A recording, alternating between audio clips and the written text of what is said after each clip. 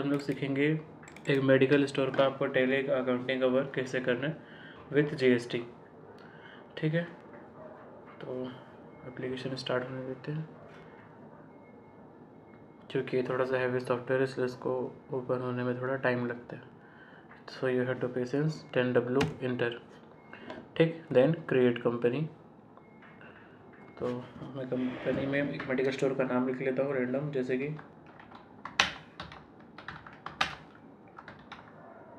ठीक है, पता लिख लेता हूँ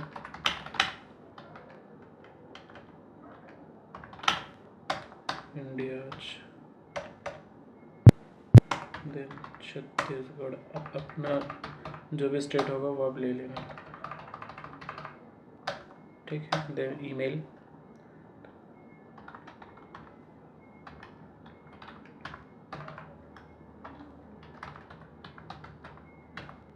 इतना करके आपको कंट्रोल ए कर देना है।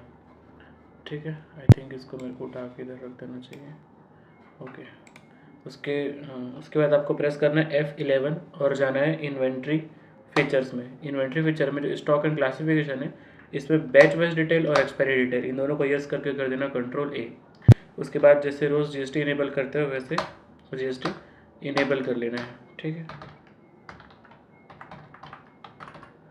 ठीक है, ई वे बिल को मैं भी नो कर देता हूँ। Then control A, again control A. बाहर आएंगे, अकाउंटिंग इन्फो में जाएंगे और लेज़र में जाएंगे और लेज़र करेंगे क्रिएट। ठीक, तो सबसे पहले बनाना है सेंट्री क्रेडिटर के लिए, मतलब जिससे हम सामान खरीदेंगे। तो जैसे कि अंजलि PHARMA फार्मा लिमिटेड। ठीक, ये होगा सेंट्री क्रेडिटर। ठीक है, मेंटेन बिल को नो रख लेना, इसका पता डाल लेना। ठीक है, फिर पिन कोड में रैंडम डाल रहा हूँ, जीएसटी नंबर पे रैंडम कुछ भी आप डाल लेना। ठीक है, चलेगा, 15 मार्क्स नंबर का होना चाहिए। उसके बाद एक और बना लेता हूँ मैं, ADITY Aditya PHARMA pharma limited. ठीक है, ये भी सेंट्री क्रेडिटर, इसको भी मैं रायपुर और यहाँ पर पिन कोड रैंडम डाल रहा हूँ, वैसे जीएसटी नंबर भी रैंडम डाल लेना। ठीक है, प्रैक्टिकल लाइफ में जो होगा वो डालोगे। तो ये हो गया 2 सेंट्री क्रेडिटर। ऐसे सेंट्री डेटा जिनको हम सामान बेचेंगे उनका यहाँ पर लेज़र बनाएंगे, जैसे कि राहुल मेडिकल स्टोर। तो ये होगा सेंट्री डेटर्स। ठीक है, इसका पता लिख लेता हूँ लोकल, यहाँ पर रैंडम नंबर डाल दे रहा हूँ। उसके बाद यहाँ पर रैंडम जीएसटी नंबर डाल दे रहा हूँ। आप भी रैंडम डाल लेना सीखने के पर्पज से। ऐसे एक बना लेता हूँ, राखी मेडिकल स्टोर। ठीक है, सेंट्री डेटर्स, इसका भी पता मैं लोकल डाल लेता हूँ, यहाँ पर रैंडम और यहाँ पर रैंडम जीएसटी नंबर। ठीक, ये करने के बाद आपको बना लेना है परचेस। इसको रखना है आपको परचेस अकाउंट्स में, यस नॉट एप्लीकेबल, इसको कर लेना है गुड्स, देन कंट्रोल है। ऐसे एक बना लोगे सेल्स, इसको रखोगे सेल्स अकाउंट में, यस नॉट एप्लीकेबल, इसको कर लेना है गुड्स। ठीक है, अब बनाओगे SGST और CGST। तो मैं इसको कैपिटल लेटर में लिखता हूँ, SGST रखना है आपको, इसको duties and taxes, type of tax GST। S का मतलब होता है स्टेट, कंट्रोल है, इतना ही करना है। CGST duties and taxes, central control है। ठीक, बस इतने लेज़र क्रिएट करना था। उसके बाद जाना था आपको अकाउंटिंग इन्फो में और वहाँ सबसे पहले क्रिएट करना था आपको यूनिट ऑफ मेजर क्रिएट। ठीक है, तो मैं बना लेता हूँ जैसे कि बॉटल। ठीक है, तो इसको रख लेना BTL बॉटल। ठीक, वैसे बना लेना स्ट्रिप इसको टैबलेट्स। ठीक है, वैसे ही मैं बना लेता हूँ नंबर या पीसेस, दोनों में से कोई भी एक बना लेना, दोनों सही है चलेगा। ठीक है, चलो मैं पीसेस बना लेता हूँ, या आप नंबर्स बना सकते, कोई दिक्कत नहीं है। ठीक है, चलो मैं नंबर ही बना देता हूँ, इसको रख लेना NOS नंबर्स। हो गया, इसके बाद मैं सिंपल से इसको ले लेता हूँ कंपाउंड, अप एरो की से ऊपर जाके इंटर, तो bottle of 10 NOS। Okay, same strip of 10 NOS। ठीक है, एक स्ट्रिप मतलब होता है पत्ता, 10 गोली का एक पत्ता। ठीक, इस प्रकार से कुछ क्रिएट कर लिए, बाहर आएंगे और अब जाएंगे स्टॉक्स आइटम्स में। ठीक है, करेंगे क्रिएट। ठीक, तो आप F12 दबा के जितना भी ऑप्शन रहेगा सबको नो कर देना, वो किसी भी कॉन्फ़िगरेशन का जरूरत नहीं, तो सबको नो रहने देना। अब यहाँ पर क्रिएट करना दवाई का नाम। ठीक है, इसको यहाँ पर करोगे Alt+C और लिख लेना यहाँ पर टैबलेट, देन कंट्रोल है। यहाँ पर क्या में बिकेगा टैबलेट, तो स्ट्रिप में बिकेगा। ठीक है, मेंटेन बैच, हाँ मैन्युफैक्चरिंग भी मैटर करता है, एक्सपायरी भी मैटर करता है। एप्लीकेबल GST को करना है यस, और यहाँ आपको नज़र आ रहा होगा टैक्स रेट हिस्ट्री। ठीक है, आप इस माउस से क्लिक कर सकते हो या तो Alt+L प्रेस कर सकते हो। इसमें आपको जो भी फाइनेंशियल ईयर में दवाई खरीद रहे हैं वो फाइनेंशियल ईयर टाइप करना है। फॉर एग्जांपल मैं 1 अप्रैल 24 टाइप कर रहा हूँ, डिस्क्रिप्शन में लिख देता हूँ टैबलेट। ठीक है, HSN कोड डाल लेता हूँ रैंडम, और सीधा बाहर जाके इंटर करोगे ये आ जाएगा। यहाँ पर रेट डाल लेना और इंटर करके बाहर आके कंट्रोल A कर देना, इसको गुड्स लेके सेव कर देना। ऐसे एक और बना लेता हूँ मैं, डाइजीन सिरप।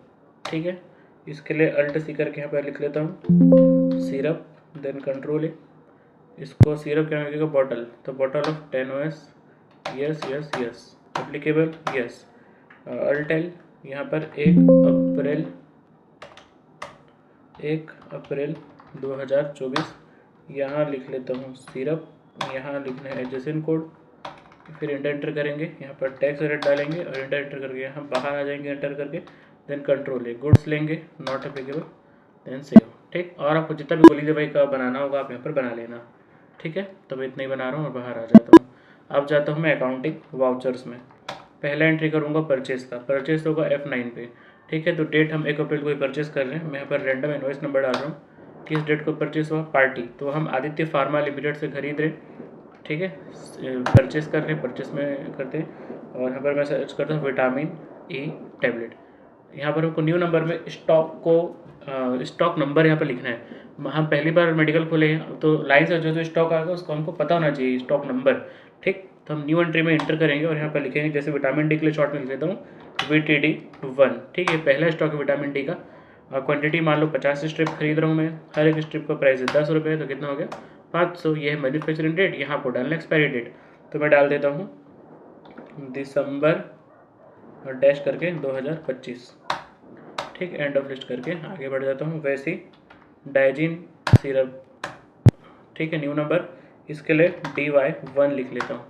ठीक, क्वांटिटी कितना खरीद रहे, तो 100 बोतल खरीद रहा हूँ, हर एक का प्राइस है 100 रुपये। ठीक है, उसके बाद ये मैन्युफैक्चरिंग डेट, यहाँ पर डालेंगे एक्सपायरी डेट, तो एक्सपायरी डेट डाल देता हूँ मैं मार्च 2025।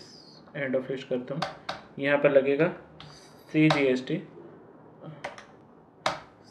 और यहाँ लगेगा SGST।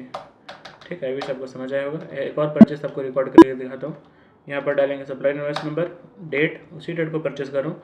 इस बार आदित्य की जगह अंजलि फार्मास्यूटिकल से खरीद रहा हूँ। ठीक है, लेजर परचेस, वही विटामिन टैबलेट खरीद रहा हूँ। देख रहा हूँ ऑलरेडी जो स्टॉक में VTD1 करके नज़र आ रहा है मेरे को, और उसका एक्सपायरी डेट भी नज़र आ रहा है। अब मैं यहाँ पर इंटर करके VTD2 करके इसको क्रिएट कर लेता हूँ, ताकि मेरे को पता रहे कि ये सेकंड स्टॉक है मेरा।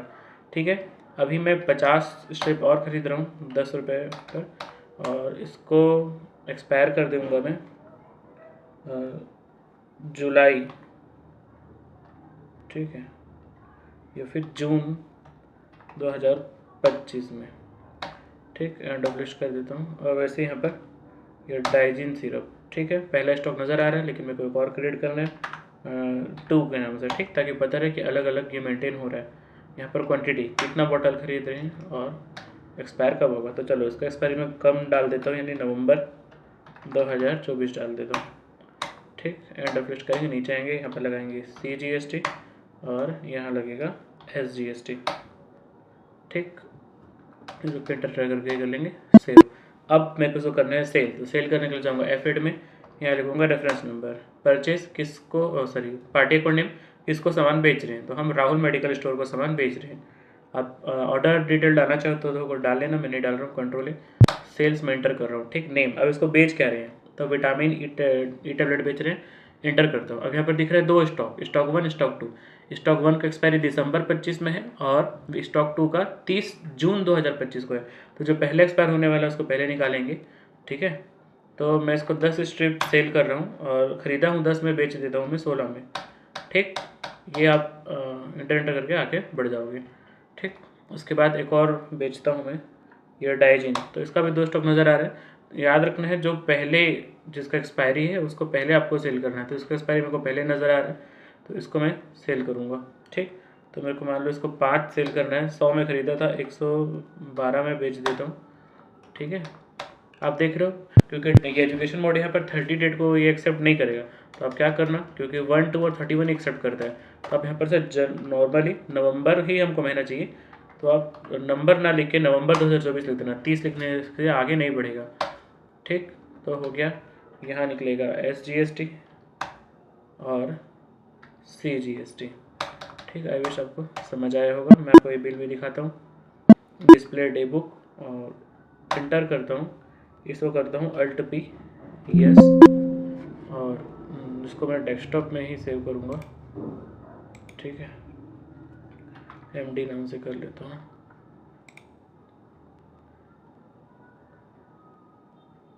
ठीक। ये थोड़ा सा टाइम लेगा, इट्स ओके। मैं विंडो D करके डेस्कटॉप में आ जाता हूँ और ये कहाँ गया, ये वाला रहा। इसको मैं डबल क्लिक करके ओपन कर लेता हूँ, ओके। तो ये हमें नरेश मेडिकल स्टोर, बायर है राहुल मेडिकल स्टोर।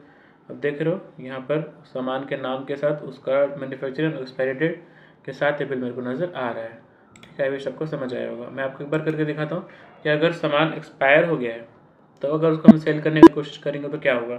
तो मान लेते हैं जैसे वो डाइजीन नवंबर में एक्सपायर होने वाला था, ठीक है।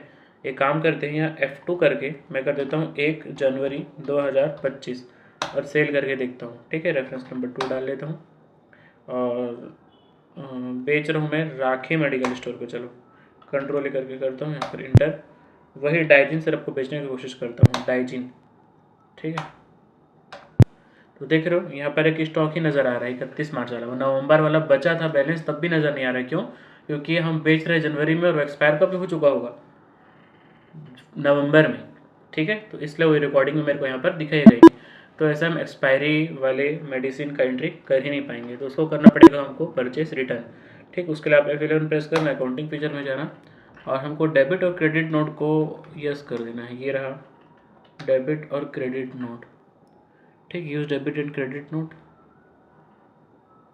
ठीक है। ये सब ऑप्शन यस कर देना, फिर कंट्रोल करके सेव कर लेना, बाहर आना और वाउचर्स में जाना। F9 में परचेस होता है और कंट्रोल F9 में डेबिट नोट होता है, ठीक है। तो यहाँ पर पूछता है ओरिजिनल इन्वॉइस नंबर, मतलब जो हम सामान खरीदे थे, खरीदने टाइम पे जो हम इन्वॉइस नंबर डाले थे वही इन्वॉइस नंबर हमको यहाँ डालना था। मेरे को याद तो नहीं, मैं रैंडम डाल रहा हूँ। डेट, आज क्या तारीख है। पार्टी अकाउंट नेम हम खरीदे किससे थे, मेरे ख्याल से मैं सेकंड वाले से उसको ख़रीदा था, तो अंजलि फार्मा लिमिटेड से ख़रीदा था मैंने शायद उसे। यहाँ पर बिल ऑफ लेडिंग वगैरह पूछ रहा है, आप कंट्रोल कर देना। परचेस हुआ था, क्या परचेस हुआ था, डाइजीन। अच्छा, अब एक्सपायर वाला तो यहाँ भी नज़र नहीं आ रहा है क्योंकि हाँ, ये कॉन्फ़िगरेशन से इसको हमको सेट करना पड़ेगा। चलो मैं यहाँ पर F12 प्रेस करता हूँ, अगेन F12 प्रेस करता हूँ, 2 बार F12 प्रेस करना और यहीं पर होगा वो एक्सपायरी वाला शो करने का, ठीक है। शो टर्नओवर नहीं, मॉडिफिकेशन नहीं, कंपाउंड आइटम नहीं, ये देख रहे हो allow use expire batches for all stock items, ठीक है। तो इसको कर लेना यस, 2 बार F12 प्रेस करो तब ये आया है, ठीक है। तो कंट्रोल ए करना, फिर कंट्रोल ए कर लेना, ठीक। तो अब इसमें एंटर करेंगे तो देख रहे हो वो एक्सपायरी वाला भी मेरे को अब नज़र आ रहा है। तो ये वाला एक्सपायरी वाला था जनवरी नवंबर वाला, ठीक है। ये स्टॉक को मैं एंटर करता हूँ, ये कितना था मेरे पास, 15 बोतल बचा है, ठीक है।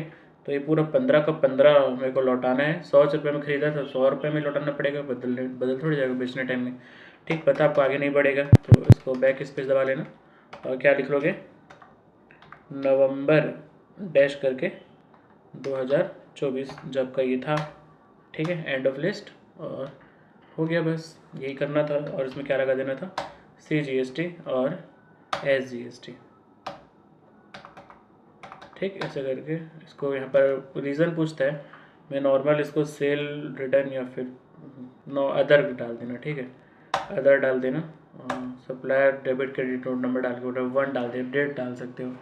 ठीक, ऐसे करके इसको बना लेना है। तो आई विश आपको ये परचेस रिटर्न का एंट्री भी समझ आया होगा। Thank you.